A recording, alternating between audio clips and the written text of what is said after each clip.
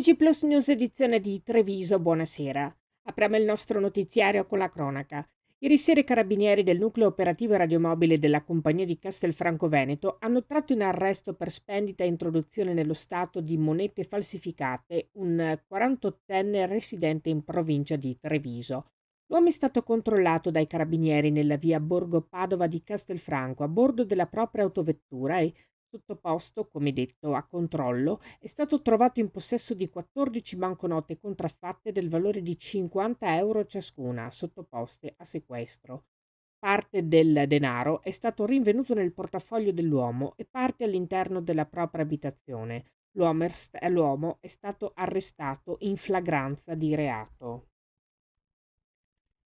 Cambiamo argomento. Per regolare la viabilità nell'orario di uscita da scuola degli studenti, in questi giorni verrà effettuato un servizio specifico con la polizia locale che modulerà gli ingressi e il traffico sul quadrante in base alle esigenze delle fasce orarie oggetto del provvedimento. L'assessore alla mobilità e viabilità del comune di Treviso, Andrea De Checchi. La misura è stata adottata per favorire un deflusso ordinato e sicuro degli autobus e degli studenti, oltre che per ridurre il rischio legato all'elevata concentrazione di pedoni e veicoli nella fascia oraria di maggiore criticità. Siamo consapevoli e dispiaciuti delle criticità emerse, ma dobbiamo in primo luogo garantire l'incolumità dei nostri ragazzi.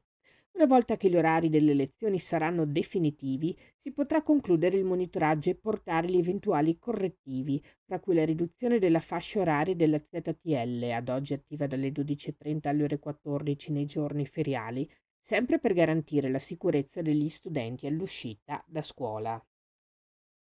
Parliamo di sanità.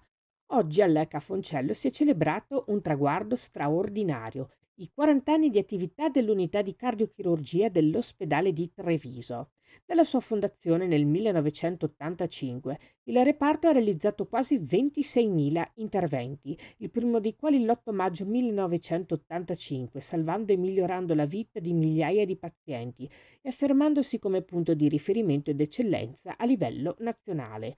40 anni di vite salvate, evoluzione tecnica e continui progressi quelli della cardiochirurgia trevigiana. Un lungo viaggio sempre accompagnato dall'innovazione in ambito scientifico e tecnologico che ha visto l'utilizzo di tecniche e procedure via via più sofisticate per garantire esiti eccellenti e recuperi sempre più veloci. Tutti i dettagli nel nostro sito notizieplus.it. Ancora cronaca. Quella di martedì 2 settembre in Veneto è stata una giornata difficile sul fronte meteo. Anche il territorio casirese è stato colpito da un evento atmosferico eccezionale, con allagamenti nelle pubbliche vie, nelle proprietà comunali e anche all'interno di pertinenze private. Per questo la Giunta Comunale di Casier ha deliberato una variazione in via d'urgenza al bilancio di previsione per far fronte alle criticità del maltempo emerse nel territorio comunale nella fattispecie.